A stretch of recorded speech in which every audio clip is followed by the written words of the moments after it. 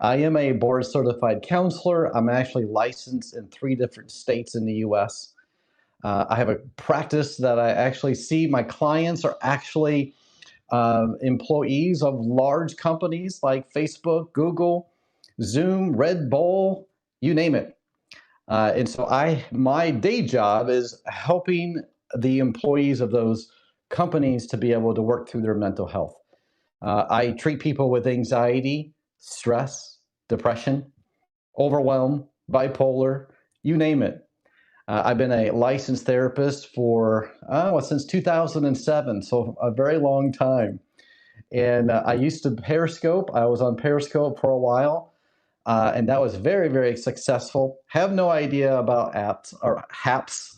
Sorry. But I am kind of testing it. It's to see if there would be anybody interested in learning about mental health. That's what I do. That's who I am. I've been doing this for a very, very long time. And on Periscope, I would help people who had questions about their mental health. And people would ask in real time in the comments, and then I would be able to respond back to them. And so I don't know if HAPS is going to be like that. I don't know if HAPS has hearts. So I'm just trying this out and trying to see if this is a place for me to go. I've tried a lot of different places, and so I'm going to try out HAPS. So interested to see if this is something that is going to be successful. I don't know. I don't know if there'll be people following me. But if you do, or if you did follow me on Periscope, then you know who I am. But if you don't know who I am, I also have a podcast called the Mental Health Today Show. It's a long running podcast since 2015. I also have a show on Amazon Prime or Amazon Video called the Mental Health Today Show. So I'm here to help you and to encourage you. And so I know Thanksgiving is coming up, and I know a lot of you are looking forward to Thanksgiving, but some of you are not. Some of you, it's when you think of the holidays, it's something that is not very pleasant to think about. You might have conflict with a family member. You might have just anxiety in general, and the thought of going to family gatherings can be really tough. And so when you have social anxiety, the last thing you want to do is get out of the house and be in public, right? And so being able to talk and be around family can cause a lot of anxiety. Others of you are struggling with depression, and that depression is like, well, I don't want to have to go and act like I'm happy or to pretend that I'm happy. So a lot of times when you go to family members, you don't see them for very long, and you feel like you have to pretend for them. But on the inside, you're dying, right? That happened to you, where you feel like you have to pretend and put on a face, but on the inside, you're struggling. And maybe some of you have never really told anybody about your struggle, and maybe it's something that you would prefer to hide behind a mask. I had a client recently. She works for a large athletic apparel company, one that you would know, but she has had a secret for a very long time. And I was the first one that actually, because I'm her therapist, was the first one that she told. And all these years, she had been going around acting like nothing is wrong, but deep inside, she has had a struggle, a secret that she didn't want anyone to know. And when it comes to family members, especially not them, but I was able to talk with her, and I was able to help her talk to her husband about it. And she didn't want to at first. She didn't want to at first. She would rather, at first, would rather avoid it.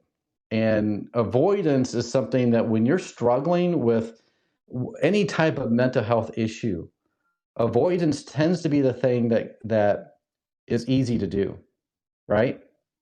It's easy to do. It's easy to avoid doing the hard things, but you know that in the long run, it's not the easiest. It's not the best thing for you. But who do you have that you can go to when you're struggling? For her, for my client, she had her husband. So you don't want to depend on your therapist, someone like me, but you want to be able to have somebody that you can trust, somebody that you can go to and be vulnerable to. Oh, my ring light's coming through my glasses. Somebody that you can be vulnerable to and to open up and to be able to share your struggle. Because especially around the holidays, that when you're struggling, it's when you feel alone. Even when you're around people, you feel alone, right? And years ago, I was contacted by our local news station. It was actually around Christmas time, and they had me come on the news. And they had different people from the audience that would talk about their difficulties with their family because Christmas was coming up.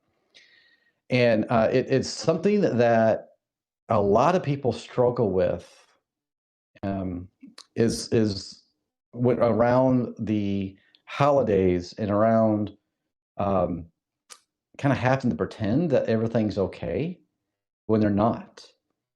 And so, especially when there's conflict. And so, when I was on the news, kind of the biggest topic was, how do you handle family tension around the holidays and family conflict? And I talked about boundaries and having to have healthy boundaries for yourself, but then also for you to have a healthy view of who you are. Because I would imagine some of you probably some of you really tend to have a negative view of yourself, right? I call that the inner critic.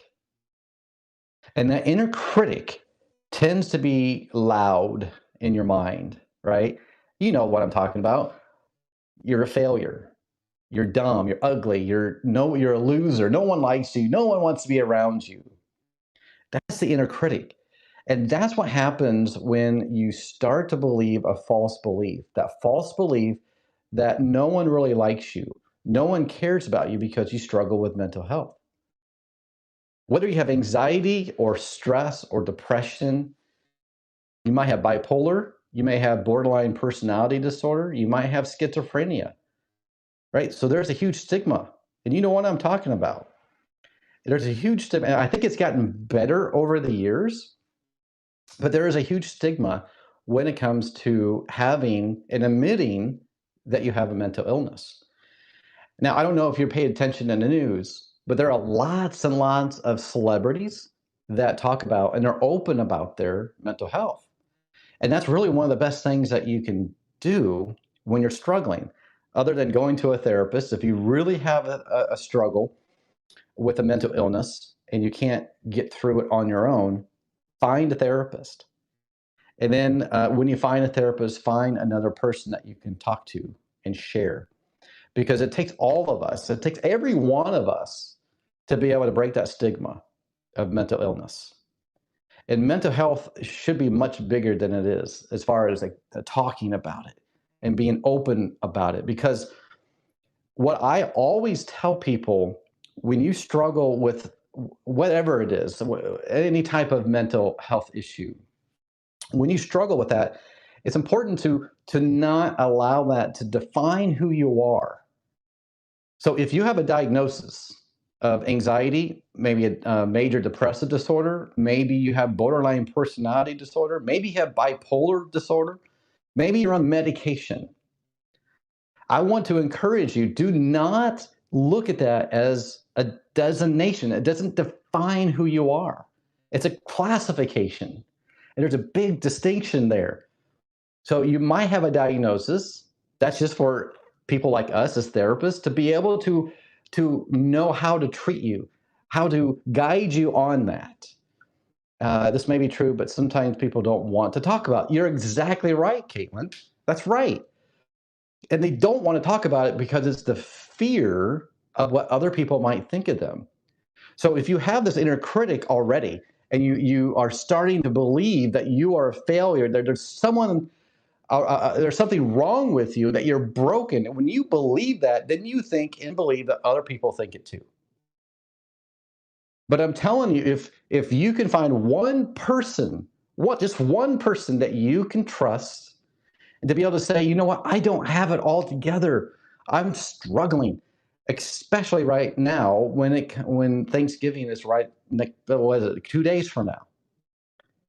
And maybe you're depressed and you can't get out of bed. Maybe you're depressed and you can't go to school or you can't go to work.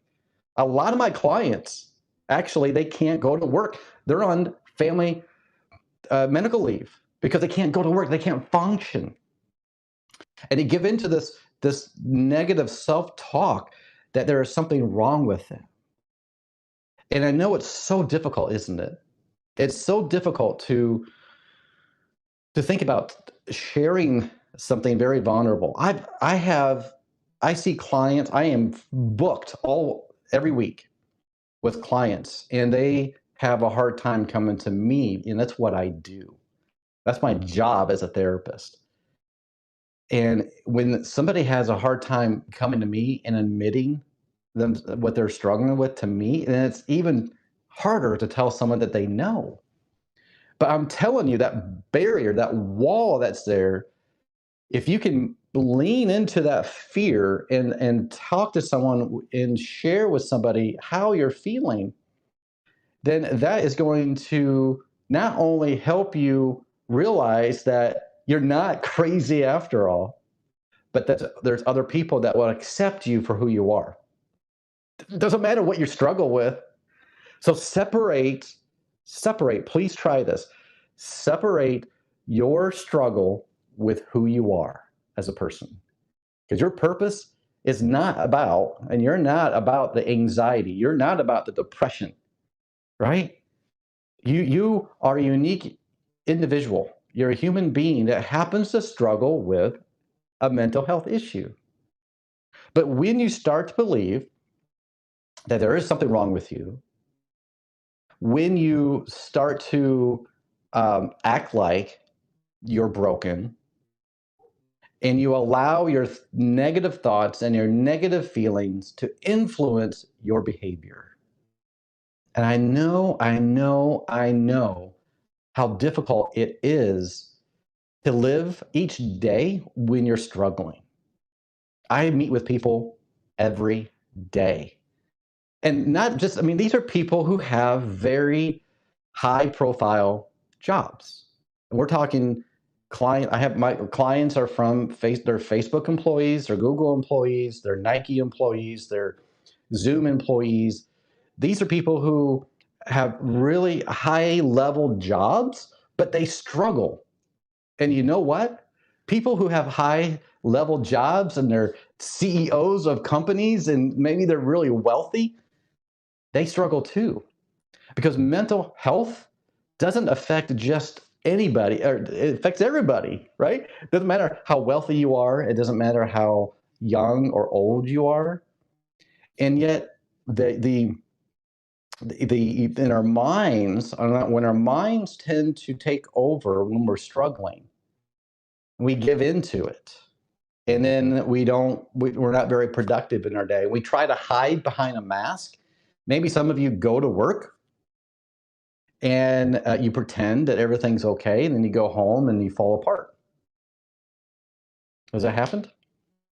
Or you go to work and you think that you know what someone else is thinking, right? You can mind read, and I call that thinking traps. When you fall into the thinking traps, you start to think that other people think poorly of you. And then you don't know that, right? You don't have the evidence, but you think you do. You think you know what they're thinking about you, and you allow that to influence you. And so you step back, you withdraw from people. You don't feel like you can be very confident. And so many of you who are struggling with mental health issues have very low self-confidence in yourself, right? I know this. I've been doing this for a really long time. And I appreciate opportunities to come on like this on live stream because I can talk. I like I said, some of you may have popped in later, but I was on Periscope for a long time. I had, I don't know, 20,000 some people following me, and it was fantastic because it was live and people can ask questions. And I had so many comments going on and so many hearts going on. It was amazing. And it was just so much fun to be able to answer question after question after question. And I have no idea. This is my first stream on Haps. I don't know if there are hearts here. I don't know how the comments go. But Caitlin, I appreciate you typing in there, so I can see that. But I want to help as many people as I can. And I know mental health is a huge topic. It's a huge issue, and I know that it affects everybody in some way. Even if you don't physically have anxiety or depression or bipolar or some of those mental illnesses, even if you don't have that, it still affects you. You might have a family member. You might have a good friend. Maybe you don't know what to say when someone is really sad and grieving. Okay. And so I'm curious to see if this platform will be a good platform. Some of you might want help. Some of you may need help. Some of you may need a community, and maybe you're finding that here. I have a community on Facebook that I started from Periscope years ago, and it's called Keep Calm Academy on Facebook. It's a private group, and everybody there struggles, and it's a safe environment. So you're welcome to be a part of that. I don't know if I think I'm gonna come back to HAPS. It just depends on how it goes here. I don't know. But my goal is, if you're here, first of all, follow me and share and invite your friends to be a part of this, because if this has been helpful for you, if you want encouragement, if you want to ask a therapist, because this is my profession, this is what I do. I'm licensed in 3 different states, and I do this every single day. So I'm here for you. I want to be there and be your source of encouragement. So I don't know if you can share or if you can follow. I'm not sure how to do that. So let me see. I see some things here. What does that do? No. I don't know. I'm just looking at all the things I have on my screen. So much different than Periscope. How many of you here have been on Periscope before, or is HAPS the first live stream app that you're on? Just curious. How many or how long have you been on HAPS, and how is it going on HAPS? Because I get your help too. Or not. It's fine too. So, does that make sense? Was that helpful? I just want to encourage you to work on your negative thoughts. And when you start to have those negative thoughts that maybe you're a failure, that there's something wrong with you, that you're damaged, that you're broken, and then it leads to a negative feeling. And maybe you're sad, hurt, upset, angry, anxious, depressed. And then it leads to a behavior. What do? Do you withdraw? Do you lash out? Do you hide behind a mask? And my goal is to help you work on that negative thoughts and turn it and reframe it into a more positive thoughts. So you can work on you, to work on your mental health. So what I do in my therapy, when I see clients, my goal is to give them the tools that they need so they can work on themselves.